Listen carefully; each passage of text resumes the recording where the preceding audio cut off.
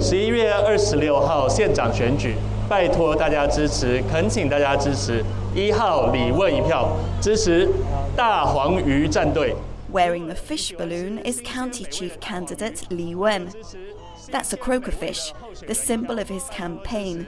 And here in the Matsu Islands, it's a local delicacy known for croaking loudly. Li says he wants to help make the people's voices louder too.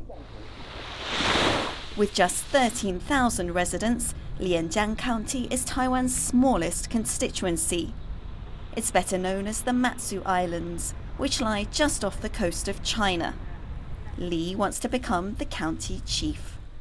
Our goal is mainly to succeed in any election that we can, and to bring a new style of politics and new atmosphere to local politics here in Matsu.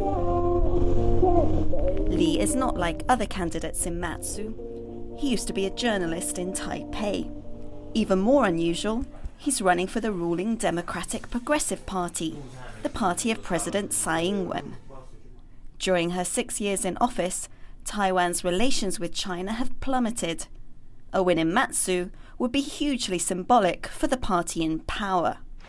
The DPP has never before stood in local elections on these islands. Taiwan's main opposition party, the KMT, which wants closer relations with Beijing, dominates here. And that's perhaps not so surprising, given that we're so close. You can see across to China. The KMT is so well established in Matsu, not just one, but 2 KMT candidates are standing against Li, including Wang Zhongming, who has been the deputy county chief for 6 years.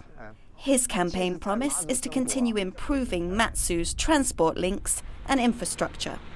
我发觉国民党所提出来的候选人所提出来的政见比较落实，比较务实。为什么呢？他是在地人，他了解马祖人民的需要，跟台湾人民的需要是不相同的。Hello.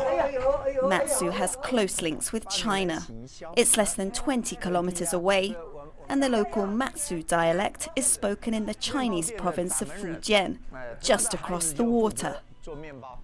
The other KMT candidate for county chief is Cao Er-yuan. He works for the county government for 40 years on things like tourism, construction and strategy.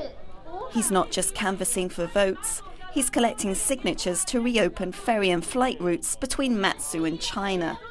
Those stopped running during the pandemic. Cao says they're good for Matsu's economy, for the peaceful development of China-Taiwan relations, and for residents who want to visit their relatives in China. While many people in Matsu still identify as Chinese, the ruling DPP and Taiwan as a whole are more likely to identify as Taiwanese. But Cao says he's happy the DPP is standing in Matsu's local elections because it's good for democracy. 民进党的参与，我是非常非常支持的，是好的。这一项呢，不管这一场选举，因为他参选我输了，或者因为他参选我赢了，或者是都不影响，我觉得都是正面的，是很好的。The DPP has nominated 10 candidates for everything from village representative all the way up to county chief. Unlike Li, most are locals, like Liu Haochen, who runs a hotel. He says he wants to improve people's livelihoods.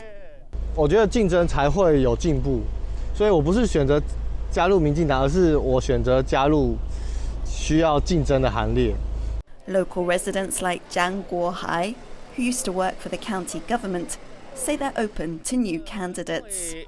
大家好，都希望有能力的人出来，所以因为我虽然说没有什么政党色彩，最起码我是觉得只要能做事的人，我们都支持。 Li is pledging to provide more affordable housing and more job opportunities. He says inter-party competition can bring more accountability and transparency to local politics. But he says it's about more than that, given how close Matsu is to China. It shows that democracy can thrive even at the doorstep of a very assertive and strong, aggressive authoritarian country. The islands of Matsu, far from Taipei, often feel forgotten in Taiwan's national politics. But this year, Li is hoping the DPP can make a splash. Win or lose, he's already captured the nation's attention simply by offering Matsu's residents another choice. And candidates from both sides of the political spectrum agree that can only be good for Taiwan's democracy. Damon Lin and Louise Watt for Taiwan Plus.